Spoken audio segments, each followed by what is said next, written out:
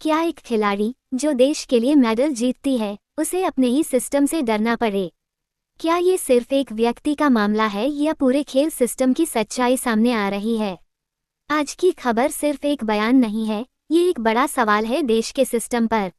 Olympian Vinesh Phogat ने एक बार फिर पूर्व WFI अध्यक्ष बृजभूषण शरण सिंह पर गंभीर आरोप लगाए हैं। उन्होंने साफ कहा कि वो भी उन 6 पीड़ितों में शामिल हैं जिन्होंने शिकायत की थी और अब वो खुलकर सामने आ रही हैं।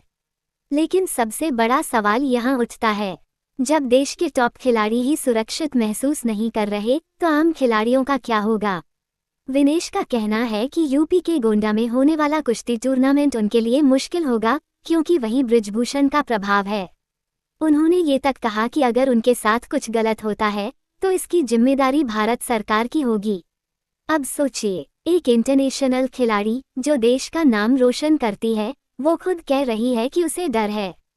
क्या ये हमारे सवाल उठाए? कौन रेफरी होगा? किसके मैच में कौन जाएगा?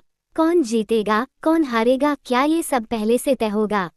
अगर खेल में ही पारदर्शिता नहीं होगी तो फिर मेहनत का क्या मतलब रह जाता है? करीब 3 साल पहले जो आंदोलन जंतर मंतर पर हुआ था, जिसमें महिला पहलवानों ने यौन उत्पीड़न के आरोप लगाए थे, वो मामला आज भी कोर्ट में लंबित है। अब यहाँ एक और बड़ा सवाल, अगर इतने बड़े आरोपों के बाद भी केस सालों तक चलता रहे तो क्या पीड़ितों को कभी न्याय मिल पाएगा? विनेश ने ये भी कहा कि सुप्रीम कोर्ट की गाइडलाइन के अनुसार पीड़ित की पहचान छुपाई जानी चाहिए, लेकिन अब मजबूरी में वो खुद सामने आ रही हैं।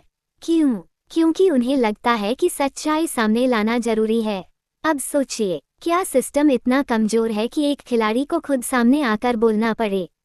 क्या जांच एजेंसियां अपना काम सही से कर रही हैं?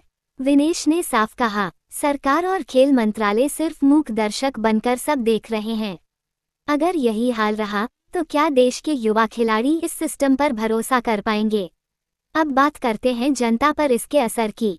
जब ऐसी खबरें सामने आती हैं तो देश के लाखों युवा जो खेल में करियर बनाना चाहते हैं, उनके मन में डर बैठ जाता है, टूटता है। और सबसे बड़ी बात, अगर खिलाड़ी ही सुरक्षित नहीं तो देश का भविष्य कैसे सुरक्षित होगा? अब सवाल आपसे, क्या आपको लगता है कि इस मामले में निष्पक्ष जांच हो रही है? क्या सरकार को और सख्त कदम उठाने चाहिए? क्या खेल संघों पर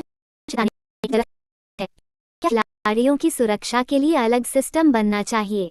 और सबसे जरूरी, क्या सच में पीड़ितों को न्याय मिलेगा? अब सीख क्या मिलती है इस खबर से?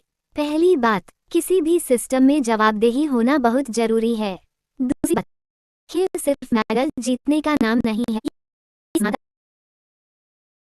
सवाल है। तीसरी बात, अगर कोई आवाज उठाता है तो उसे दबाने के बजाय सुनना जरूरी है।